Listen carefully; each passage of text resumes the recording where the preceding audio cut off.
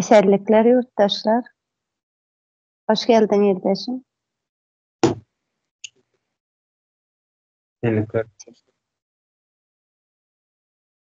yurttaşlar bugün temamız ýene Türkmenistanyň meselesi agyr bölümlere değişdi. Beşiňiz ýaly soňky döwrüne iki hepde gowrak boldy. Geldiň meselesi bilen agyr tema açyldy. Açaklama, yeterli. Düşüncelerimiz var, fikirlerimiz var. İletişim adil sizden. Sağ olun. Mende geldik her zaman nemesine şu sodun kararının çıkanı 3 hafta da yakınlattır da 3 hafta da olupdur. Şol 3 haftanın içinde Türkmenistan'ın hükümette oturan nemenin Türkmenistan'ın hükümetinden hiç gelir reaksiya yok. Hiç gelir reaksiya orkadanı. Aslında neme özünü hükümet diye oturan hakiki doğrudan biz demokratik hukuk ve devlet diye oturlar. Ne hakiki demokratik ve hukuk devlet olayan olsa manyanak nemede halkara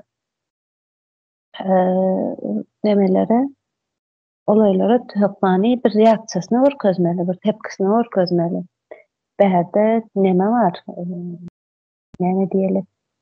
Şimdi geldik her yazılın emlerine çökülüyor. Bäherde 7 milyar neme tölemeli ediptirlerden suttu. Neme deyiliyor ona 7 milyar emlerine el koyulan için maddi ve manevi neme delil için 7 milyar pul neme kesiptirler ve katı ulakan pul var. 7 milyarlık maddi ve manevi bir insana delil getirilen olsa katı berde bir ulu problemi var. Hani bu adamın emlerinin üstüne çökülüptür. Emler elinden alınıptır. Adam 5 yıl türmede oturup çıkıyor. Onun sağlığına getirilen zelal var. Yurttan mecburi çıkmak zorunda galya. Üstüne näçe töhmet attılar bu adamın atagursa deyip. Mertebesi, bütün haklar, hukuklar yani bir adama mahsus hak, hukuk var olsa şu adamda kemsedilipdir. Emlani el koyulupdur. Yani bir yurdun vatandaşının hakkı, hukuku baskılanıp şahsi emlani el koyulupdur. Yani nemenin konstitusiyanın nemesi var. Adam hukukları var da, emlak var da. Barış yerde nemede oturda. Baskılanıp oturda. Ve neme var? Başka var. Hakiki demokratik ya hukuku devletli olsa mani eyyam adatı daşarda bir meclisin alıp konstitusiyanın garantı olan hükümetin başında oturan prezident bizde konstitusiyanın garantı prezident da o eyyam yaha özü işten taşlarda işini istifade edeyen bizde onun adam yok. İstifa ederdi işinden ya da meclis adatı ya da bilen toplanıp bu adamı işten uzaklaştırıp bir derneğe başlardı. Ama bizim yurtta hiç gelir reaksiya yok. Ya berde näme var? Şu Käriyezow'un işi nämeni görkezdi? O yurdun içinde näme diyelim ona. Bu işte Käriyezow'un işinde reket var. Hak hukuk bozmak var. Korrupsiya. O korrupsiya var yerde. Yani näme görlesen var. Şonuň üçin gaty jiddi bir problem o. Nemäniň konstitusiýanyň garanty işden ya ödügi damaly ya meclis toplanyp muny işden uzaklaşdyrmaly bolýar we derine işini başlatmaly bolýar. Ýöne bizde bu edilenok. Bolýar meclis sesini çıkaranok diýer. Neme kanun çıkarıcı organ vardır. 3 tane güç vardır. Kanun çıkarıcı, yerine yetirici ve konstitüsyon tut. Bu kanun çıkarıcı konstitüsyonlu sud değil ya. Suddan hem ses çıkanok. Bolýar sud sesini çıkaranok diýen eskerden hem ses çıkanok. Hiçbir guruluşdan ses çıkanok. Ve bu näme diýmek bolýar? Ýurdun içinde hiçbir guruluşun işlemeýärligini subut etýär bu. Demek ýurdun içinde hiçbir guruluş işlenok. İşleyen bolsa eger, bu bolan vaka, bu bolan neme bir reaksiýa gözmeli bolýar. 3 hepde boldy diýen. Hiç hili reaksiýa ýok. Indi şu ýerde bir sorak çykýar-da. Eger ýurdun içinde hiçbir guruluş işlemeýän bolsa, ol bizim türmelerde oturan adamlar nämeň esasında türmede oturýar? Hiçbir guruluş işlenmeli. Ondan hem şu adamlar türmede oturýar. Nämeň esasında bu adamlar türmeye salınýar?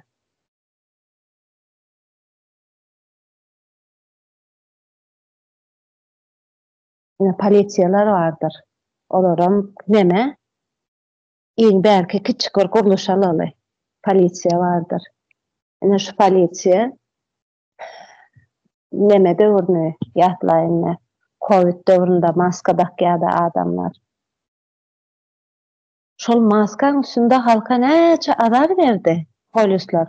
Burnuň açyk, maskaňy takmansyň ştraf, burnuň ucu açyk ştraf.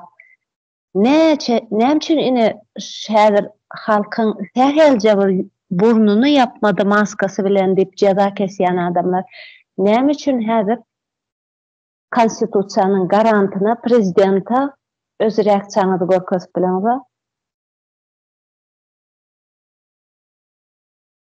Ya da ýakynda ine Milli Halas Ediş Komitetiň agzalaryna ýurdun içindäki neme ýakynlaryna, garyndaşlaryna çagyryp baskı etdiler. Gorkuzdylar. Şolaryň arasynda maýyt çağalary, zatlary we şolary çelli çagyryp baskı edip gorkuzdylar. Nämemiş? Daşar ýurtda ýurdun awraýyny düşürýärmiş.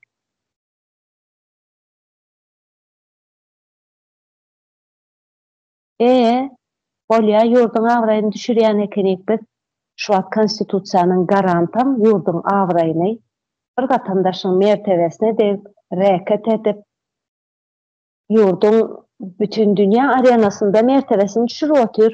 Näme üçin prokuratura prezidenta depki görkezenak, şu wagt tepki görkezenak, reaksiýa görkezenak?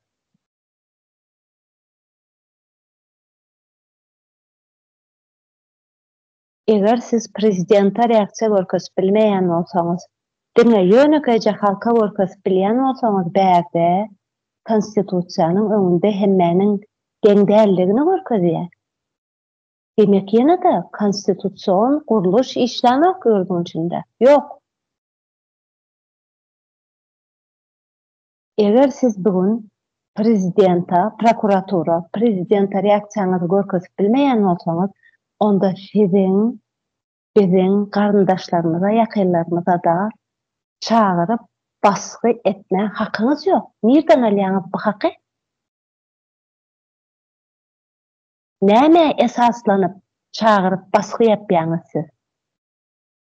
Oňany hakyňyz bar bolýan bolsa, onda siz prezidenta da bu depkini görkezmeli, görkezaýmaly ýokma?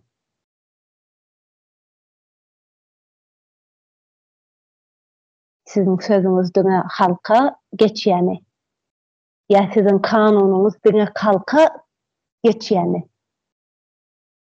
Näme üçin prezidente geçen okusyň o kanunlaryňyz?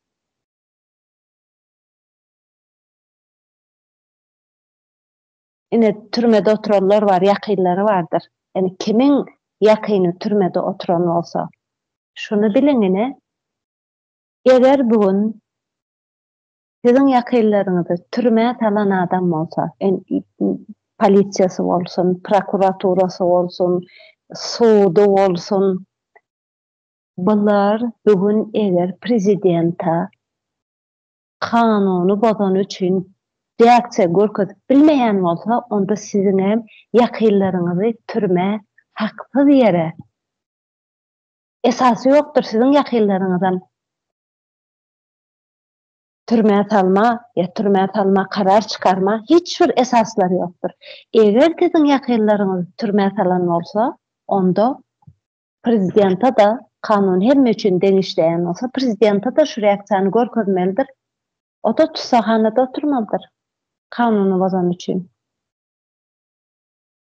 Ine kemine Nerdan Muhammedova yakında oğurlap alıp gittiler Türkiye'den.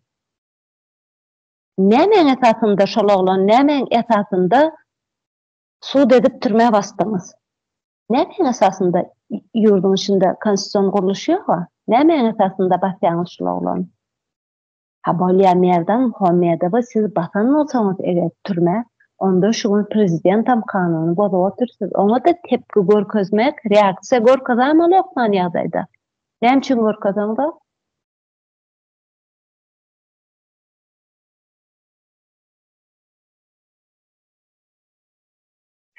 En şu ýerde duraýyn, siz dowam edin. Owa buların konstitusiýasynda ýazýar da kanun. Bunu demekçi deňdir. Şimdi baştan başlatak Geldağanın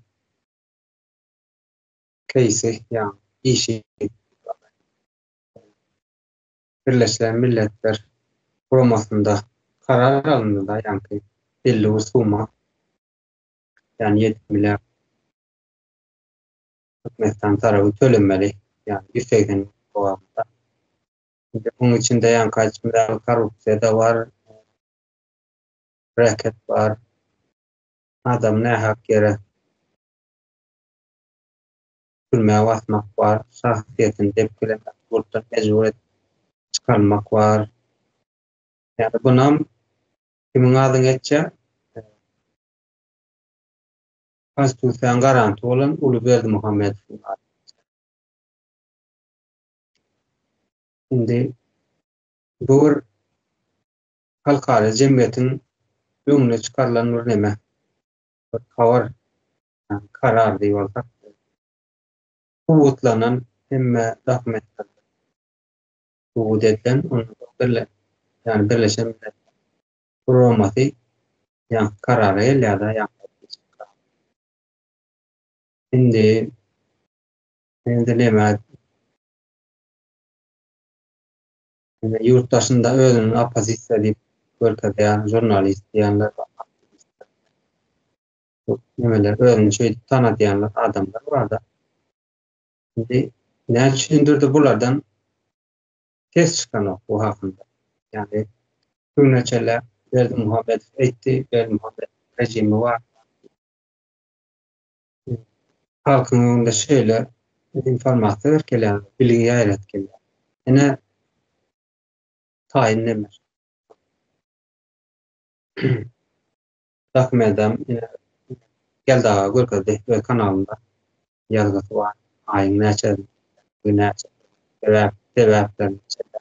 Yine tayin informasyon ellerinde var. Hiçbir aktarmakta, gözlemekte. Yine jurnalist diyen bir adam neymiş etmez. Ben jurnalistlik çıkıyor diye da ulu iş diyerse, ulu halkara cemiyeti iş. Hukman şöyle işi al götürayım. Baştan Niyazi Köyü'nün başlattığı Uluberdi Muhammed Köyü'nde de yani prezidenti vatandaşlar Köyü'nde de şöyle iş geçip burada şimdi çekilen ziyanlar ödülmeli, pulların hatağı var. Sonra gündemde ne için saklanmaklar başka medyalar Ya bular halk üçün, yani Türkmenistan halk üçün nemesi yok mu? Edýän zähmet edýär ya-da edýän zähmetler Türkmenistan halk üçün dälmi haý? Böyle soralar bize çıkar. Ya da yine özüni opozisiýa diýip kowullandyrjak bolýan. Yani opozisiýa sözüniň özüne barsak, garşydaş diýen manyny ýa-da garşydaşyň bagasa diýmek aňar tarapda da hukuky döwletiň bardygyny ikrar etdikleri bolýar. Özlerini opozisiýa. Şonlaryň adamlary näme üçindir hiç tezin çıkaramaz. Hep de owrak boldy. Geldaga we onuň maşgalasyny İngiliz şu arada bir o çetne teresden Türkmenistan'daki garantın Aslında garantın adamın adi geçerdi. Ya da nemeler var. Aktivistler var. Onlardan ses çıkan var. Ya yine ben ağzıylıktan aldım diye akıl sapar diye ne bir ada var onun. Şolarının ben iyiden beri 80. yıldan beri görüşüp geldik. Ağzını doldurup ketmemeler var olayım. Yani şimdi şolardan hiç haber yok. Yani şimdi bunlar gündeme çıkar. Bular kawullanýarlar, halka kawullandyrdylar, aňyrsa ýurdun içinde döwletiň bardygyny,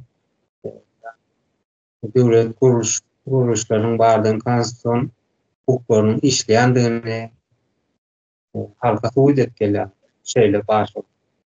Suwd eden okarda ündäk gelýär. Bulardan hiç ses ýok. Ya bularym ses çıkan many oturşy diýmek Türkmenistan halkynyň garşysyna işledikleri bolýar. Yani edýän işlerini özleri bilen oklar. Näme gepler? Hareketler. Yani şöyle indi ýurdun içine dönsek ya açmyzy aly demokratik ýurtlarda hukuk bar işleyen döwlet guruluşlar bar, konstitusiýon guruluş işleýär.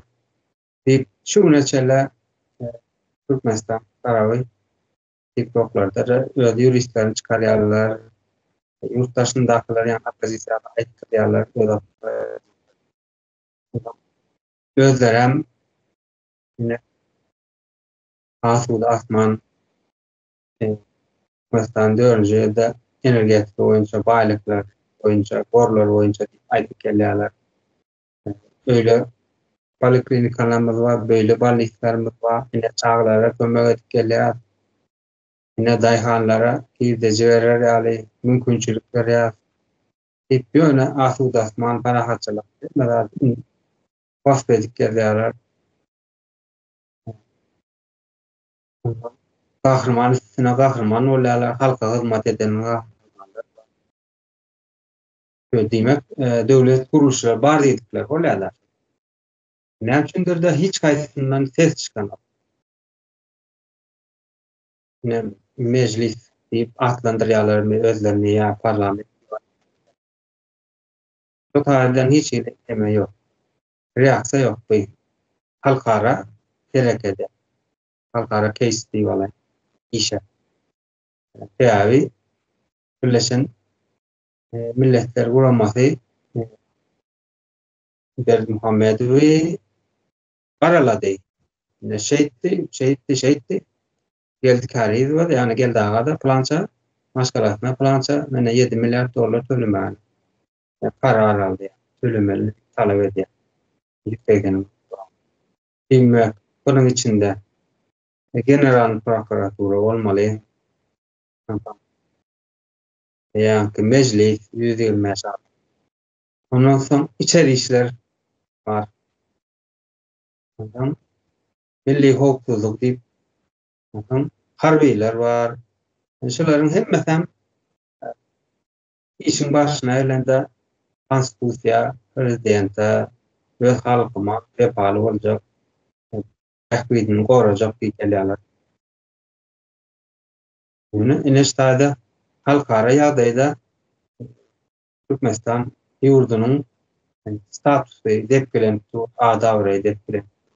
Yani üçün hökümet başında öreketýär, korrupsioner, öz watandaşynyň şahsiýetini dep bilip türme wagt bilýän adam hökümde görüldi tu edildi. Yani şundurda şoňa hiç kim tepki beren oklar. Ne meclisten, ne prokuraturadan, ne bölek kuruluşlar. Ne bizler bardyk gelýärler. Döwlet bar bizde diýerler. Kuruluşlar işler tutýar. Merdan Muhammedow yani Keminani Türkiýeden owrulap gitmeni başarýarlar. Watanyny satýar, başga döwletler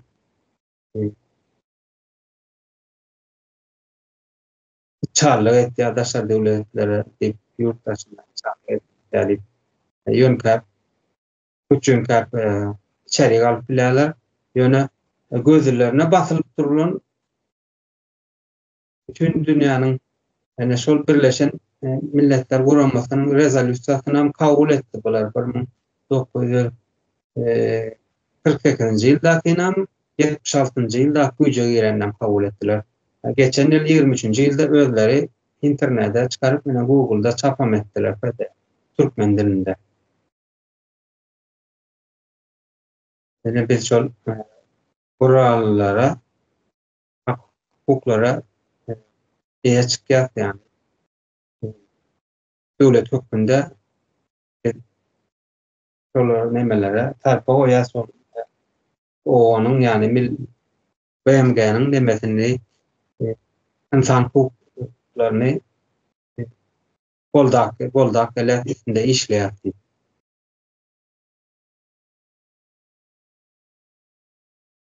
Ene içerisinde öz soňky döwür öz nemelerini çykarýarlar, ýuristler çykarýarlar, administrativ, cinayet işi, yer su, yani yer baradaky nemeleri kodeks var, grajdan kodeks var, diýip aýdýarlar. İşläp dur şeratlar görkezýärler, diýmek konstitusiýada şeratlar işleýän bolsa, diýmek konstitusiýa yerinde konstitusiýa işleýär. Özler subut etdiler. Hem için onda öz kanun ýa-da kanunlarında her bir vatandaş kanunyň öňünde deň derejeli jogapkärdir diýe ýöne merdana üçüň kapilýarlar, içeri galyp bilýärler. Hem üçindir taýin iş ene bir näçe ýylyň dowamında subut edilip karar alynan işin nemesini tepkisini berip bilen oklar. Ýaşy dogry diýmeli, siziň aýdýanlaryňyz dogry, kabullanýar diýmeli. Ýa-da itiraz edýär, ýani garşy çykýar, biz muny izarlajak diýmeli. Şimdi şöyle özlerinin sebebi döwlet hökmünde tanat gelýärler-de dünýäniň ýüzüne. Türkmenistan bir tarap garaşsyz. Olaryň indi Birleşen Milletler Guramasynyň rezolýusiýasynyň altynda nemeler bar, gollary bar. Dogrymy? Ýöne näme üçindir de hiç şoňa neme beren oklar. Şu işe önem beren oklar. Däli köp soraglar ýüze çykýar-da.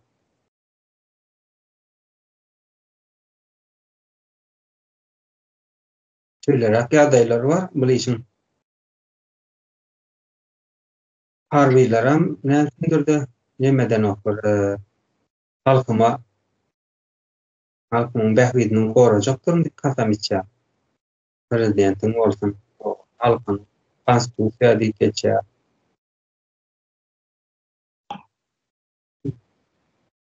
Ya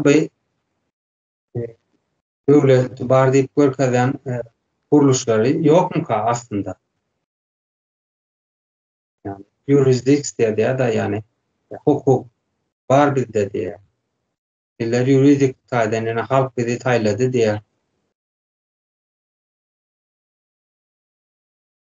Sizin aýtjaňyz aýdaýyn ille. Hawa ýankal TikTok'ta sosyal medyada çıkarıp koyupdurlar jurist diýip. Ne diýip aýna şu ýerde sorag beriň, soraglaryňyza ine nemeden kitaba açyp şu ýerde ine şuňanak kanun boýunça şuňanak diýip bular nemeni gorkadýarlar. Ýurdun içinde kanunyň işleýänini gorkajak bolýarlar. Ha bolýa ýurdun içinde sizin görkezişiňiz ýany kanun işleýän bolsa onda sizem sosial mediadan reaksiýanyňyzy görkezmeli bolarsyňyz. Konstitusiýaň siz juristler gowulmaly bu işleri. Hukukçysy. Konstitusiýanyň garanty, ene konstitusiýany bozup oturanyny ilkinji bilen siz reaksiýa görkezmeli. Görkeziň sosial mediada reaksiýanyňyzy göreli. Eger dogurdanam edip oturan işiňizde hukuk, hak, kanun, hak, hukuk işleýär diýene işleýän bolsa reaksiýanyňyzy görkezin. Siz hukukçy olmasa da jazaňyzy ikagatlanar. Ilkasdaýyn etýäňiz, bilip etýäňiz.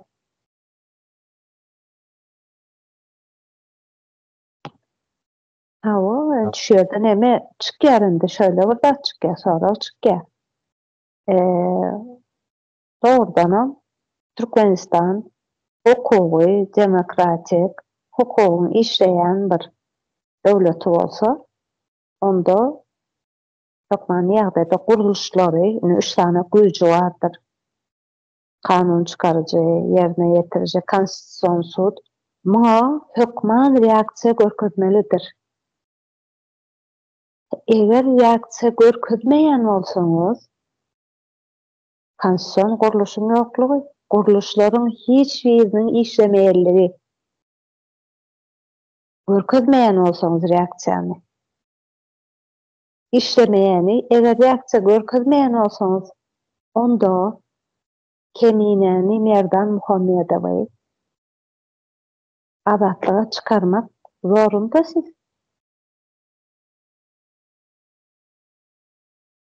Ya reaksiýa görkezin, kanunyň hem öňünde hemmeden hukuk döwleti. Kanunyň öňünde hemmeden. Bak bütün dünýä size garap otyr şu wagt ederlap otyr. Ya reaksiýany görkezersiňiz, ya da Merdan Muhammedowy çykarmaly bolarsyňyz. Sebäbi esassız ýere azatlykdan mahrum etdiňiz bolar. Ine Merdan Muhammedow şu ateçeli kimi türmä salan bolsaňyz, kimi iş ketip türmä salan bolsaňyz, hemmesini boşaltmalysy. Boşaltma borçlusyňyz.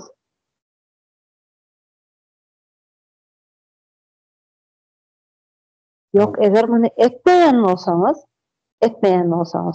demek ýurdun içinde ne konstitusiýon guruluş bar, hiç bir guruluşyň işlemeýäni, hiç işlemeýär. Konstitusiýanyň garantam ýok, garantировать edip bilen. Ve halka konstitusiýany garantировать edip bilmeýän bolsa, halk näme etmeli bärde? Näme etmeli halk? Sizce?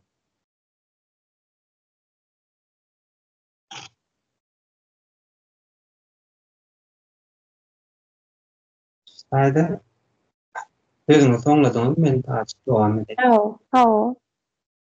Ine olar geçen ýyllar ýoldan batyrıpdyr, çilim çekipdir diýip ellerine naroşnik takyp giden adamlary ýa oglapdyr diýip neme diýerler, meclise çykaryp halkyň öňünde döwlet medyasında yayın ediyorlar. Bunlar öğütürler. Aydınlar neden oldu? Tersine adımlasta ettirip, çare örüldü deyip, büyüklerini aşağı. Bärden yurdun meselesi. Şimdi bu Eldağ'ın case'i yani işi bu bütün dünyanın önünde duran iş. Hem senin sol yani bular kanun ve konstitüsiyonda var deyip görkadip yanka adamlar içilim çektik atraf maçtık ulağırdı çıkarttılar yani bizde kanun işleydi demek konstitüsyon garantinam sen sonun edip işten ayırmalı. Böyle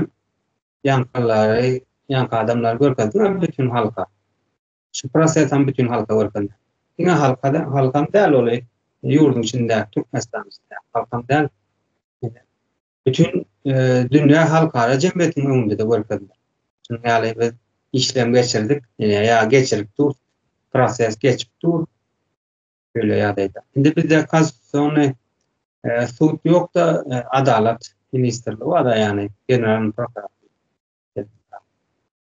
şolar iş alıp varmalı ya da genel prokuratör meclisler oturdaş olmalı dinlemeli hadi tayin case oldu da bu neme tayin tuğd edilen yani çünkü de devlet kurumlarının neme yok test yok hiç Niyaz dövründe başlanan talan Eldağ'da edilen talanı soňky Ulu Berdi Muhammedowň döwründe de dowam eden şu wagtky Serdar Berdi Muhammedowyň döwründe dowam etdi. Demek we näme demek bolar? Hukuky döwlet ýoklugyny anladýarmy? Böyle bir açık ya. Şu gelen hökümetler halk taýlamatda özleri basıp alyp geldilermi? Ýurdy. Halbuki ýalňyş bolsun. Biz basıp alman eken. Halk taýlap. Hawa ýöne ine halkara derejede bolup duran iş var. Bütün dünýä derejede tutdy. Näme üçin hiç gaýrynda? Ses ýok. Gerek bolsa ertek gün bir taraflyk status vardır Türkmenistan. Bulan belinden gittiler. Täze.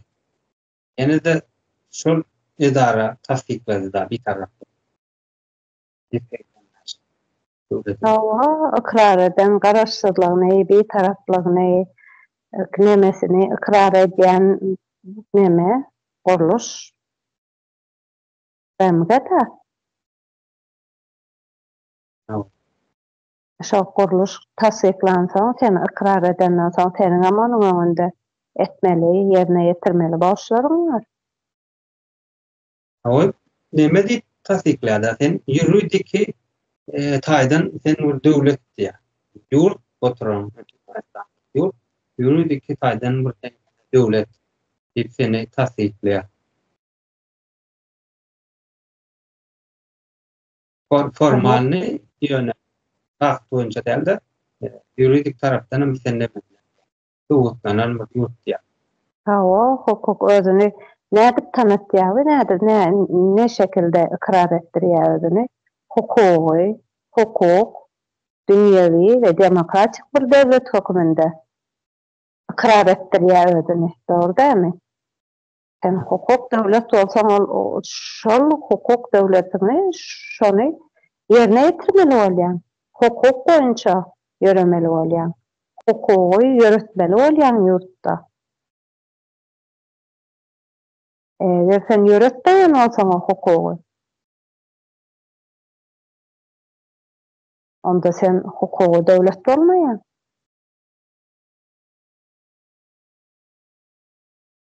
Hawa. Ya anarkiya bolýar, ya sultanlyk. Şol nemeden Edenetleri O totalitar bir rejim bolýan ya da bilmeýän bir bolmanda da biz han näçelerek şurada suud etdi we nemeň başyna gelende de häkimiyet alanda da neme kanunsuz ýoldan geldiler. Basyp aldylar.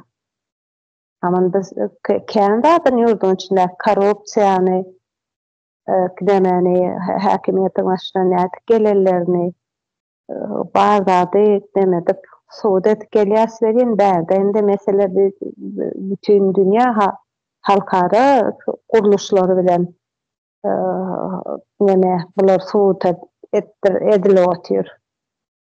Yurdun içinde şu bolup durýan zatlaryň da halkara derejede suud edildi.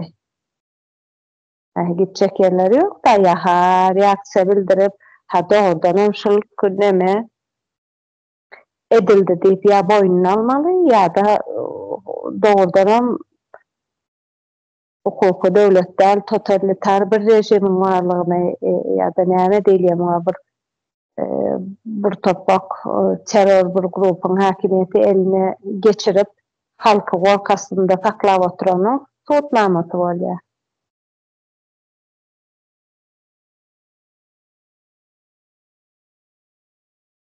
Oo. Şimdi bütün dünyanın önünde siz söylediğiniz bu değil mi? Söylediğiniz mi emin başladı? Devam et. Yani bütün dünyanın önünde özlerinin juridik faydan yani hukuk, konstitusyon kuruluşun vardığını, hukukun işleyendiğini suud etmene mümkünçülük da şey, özler, bilseler.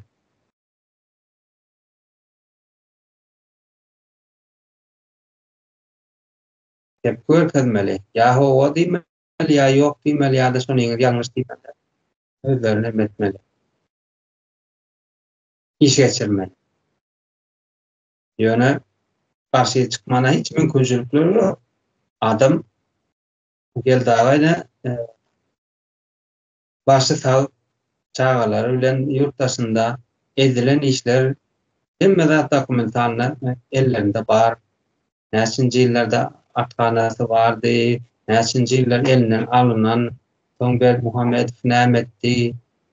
Yani şu wagtky Serdar Bermuhammed nämeler etmedi, şu zatlar bilse-de hemmede elinde dokumentar bar.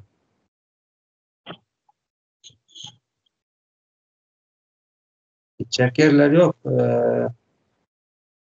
Özlerinin devlet kuruluşları badygyny suud etjek bolsalar, yani ýöne sözde dälde iş bilen görkezmekçi bolsalar, ene ýa kaçmy däl diňe öz opozisiýasynyň öňünde dälde ýa öz türkmen halkynda bütün dünýä halklara jemgyýetiniň arasynda bir güzel çıkan neme bolupdy da, iş bolupdy.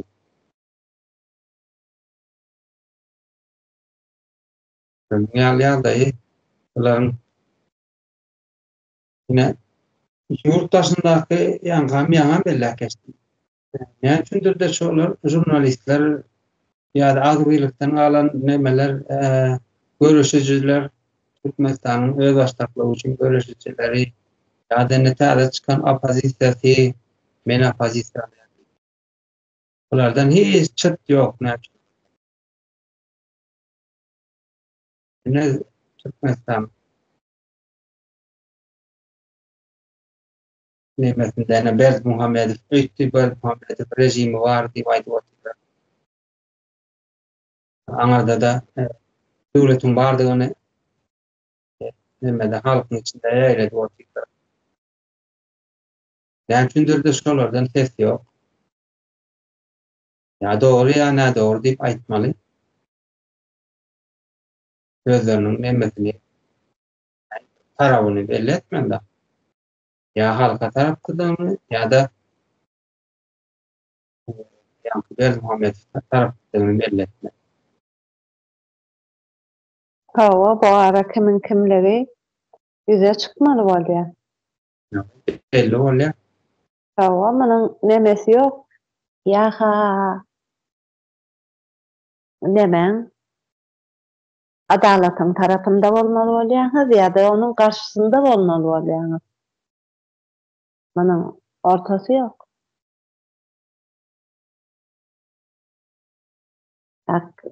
Türkmenistanyň içem şoňa gelýär-de. Kanun işleýän bolsa, onda reaksiýa görkezmeli bolýaňyz. Kanun işleýän bolsa, konstitusiýon guruluşy işleýän bolsa, konstitusiýanyň öňünde hemme watandaşlar deň bolýan bolsa, onda şuň konstitusiýanyň garantyna da kanunyň öňünde deň derejede her başga herhangi bir watandaş ýanar konstitusiýanyň garantyny iň uly wezipede bile oturan bolsa, kanunyň öňünde jogapkärçiligini çekmelidir.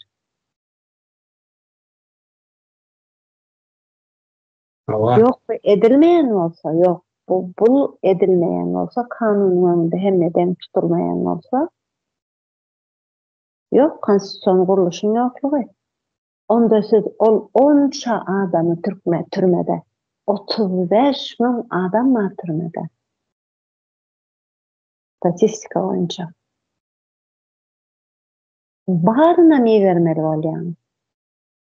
Barına azatlığa çıkarmalı olyan sebebi siz bunları azatlıktan nemenin esasında mahrum ettiniz. O kuruluşlar işlemeyen olsa ne için? Ne edip basıyorlar? Nemenin esasında mahrum ettiniz bunları azatlıktan. Ne için bastınız? Ha basan olsanız onda prezidenta basmalı olyanız. Basmalı olyan bütün dünya halkara cemiyet bir neme on diyen bir edara size şunun nemesini görkede otur. Siz o kuruluşun kararına karşı çıkyanız mı? Ya karşı çıkyanınızı görkedin. Doğru değil mi? Yok, biz şu karara karşı çıkyaz, bu neye doğru deyip onda benimle tepkinizi, reaksiyanınızı görkedin. Yanlış değil.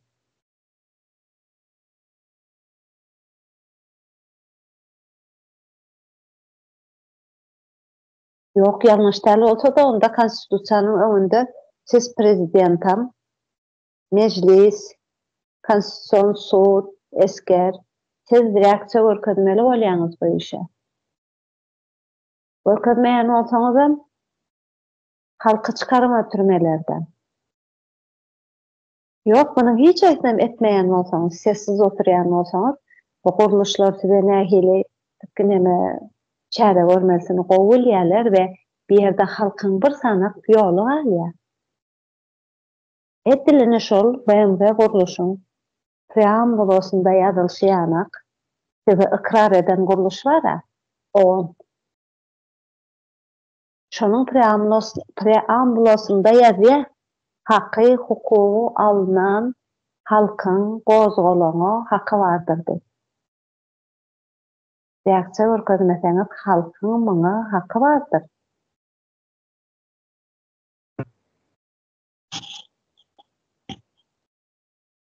Dowam edin. Ova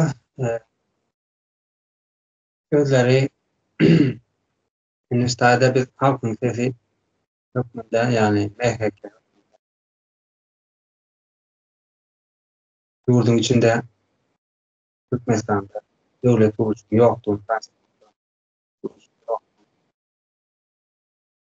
Hukukun işlemeyendiğini aydık gelirse karşı tarafın, Türkmenistan tarafın hukukun bardığını görkette.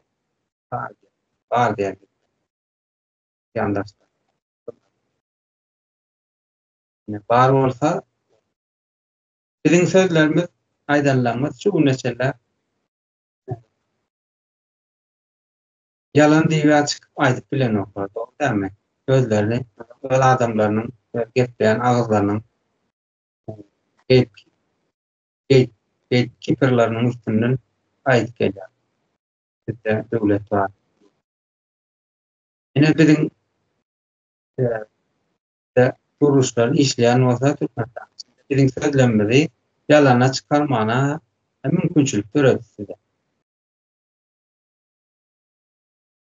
Çeker hareket gel dağın keysine Amerika ülkenin tek Amerika ülkenin tayin keysi öyle. Yani şöyle demokratik hukuk işleyen jurisdiksiyonun doğru işlep duran yurtlarında bu ne ihlal edilir? Şimdi yani olay yüze çıkan yani guman edilen yadayında da ola kendi kayna tayin dokumenta kararam çıktı. Guman edilen yadayında da meclis onu gündeme getiriyor. İşten bir böyle olsun gündeme getirmeli değilse ortaya çıkarıp işlem başlaya cinayet işi var. Yine de karalayıcı taraf benim ön aklayıcı tarafları ortada meclisin önünde şu meselenin ilmesini yani faktlarını aytıp geçerler de her kim öz tarafını biri özünü koruya biri aralaya. Onda meclisin üçten iki bölüğü işten ayırmalı diye demeye gelirse karara gelir. İşten ayrılıyor. Yine demokrasiyanın, hukukun işleyen yerlerinde şeyler diyor. Yok, yankı kuruluşlara var. İçeri işler minister, meheme, harbiler, bunların kalkıma, konstitusiyama, vatanıma vefalı olacak, behbitlerini koruyacak diye. Ya adalet ministerliği. Her birinin yankı iş kozulmana evet ve hukuku var solar. Yani şol Türkmenistan halkının behbidine kurulanlar içeri işler hem son behbidine kurulanların asudalığı saklamak için yurttaşından korumak için harbiler var. Yine de görünmeyen hukuklardan korumak için ekonomik hukuk olsun ya harbi hukuk korumak için milli hukuk var. Hukuku saklamak için dengarında saklamak için adalet ministerliği var. Hemmesinin hukuku var yani işi devam ettirmek, araştırmak. Hakikaten şöyle olsa cezasını vermeli. Eğer yanlış olsa yani aklamana hükümçülüğü olmalı emmesinin. Ne hukuk devlette şöyle diyor yani işte. Yönünem içindir de Türkmenistan içinde hiç öyle tümleçeler neme yok. Karşılığım yok. Doğru diyanın ne yok. Hiç neme yok. Yani kıpırdı yok da kıymıldı yok. Yani yurttaşındaki apozisiyalardan ya bir yarımızı sağ olsun kutlayan diye çok köklü meselenin üstünde durup geçen oklar. Nämçün diye soru yüze çıkıyor. Olar Türkmenistan'ın halkı için rahmet çekerler mi ya? Yani rejim deyip özlerini aslandıran taraf için ne mediyalar? Hizmet ediyorlar. Elde soru üstüne soru çıkıp var yani.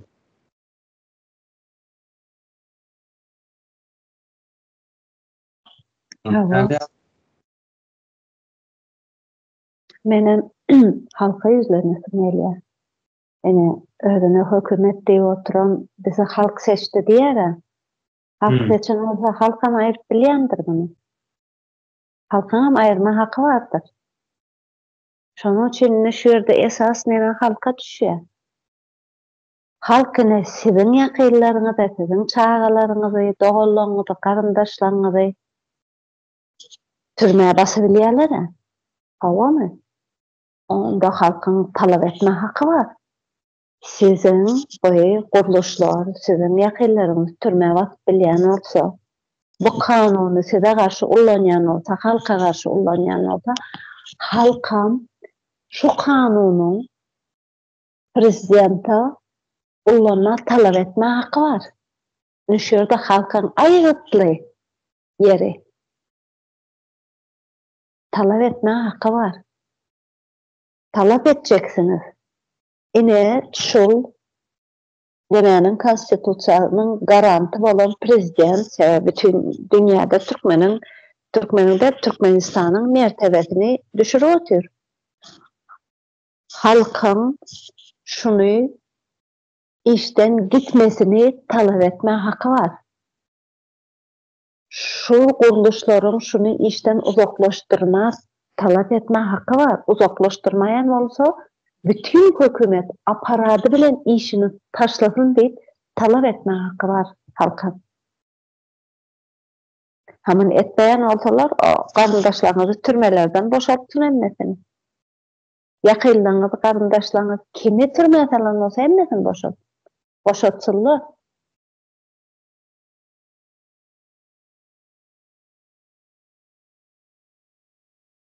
Olmasa da kanuny hemmeni kanunyň önünde den derecede olmasyny talap etsinler. Bizem şu ýerden halkyň temsilcileri höküminde, meclisiň agzalary höküminde bizem şunu talap edýär.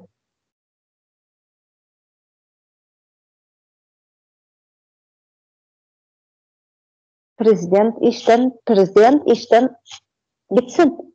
Munyň şunu etmeli guruluşlar etsin, şunu etmeýän bolsa bütün aparaty bilen işden gitsin. Neme var? Halk impeachment diýip bir neme var, termin var. Kim ullandy şunu? 2017-nji ýylda Saakashvili ullandy şunu. Ýurdun içinde neme işlemeýän bolsa, konstitusiýa guruluşy işlemeýän bolsa, halk impeachment etme haky bar.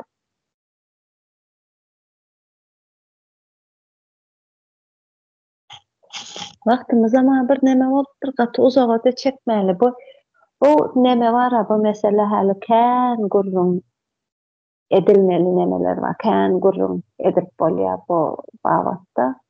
Öňe kän ýadatmaly. Gysga keseli.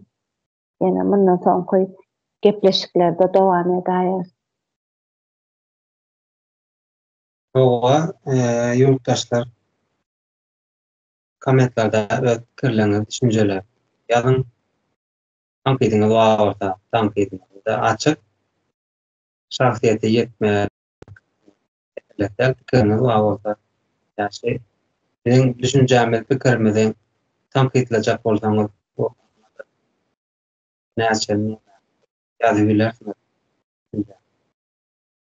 Her bir siziň tankydyňyzam ýa-da goldap ýazan ýa-da garşy çykyp pikirleriniz, düşünjeleriniz, kommentler bu üçin ummatlydyr.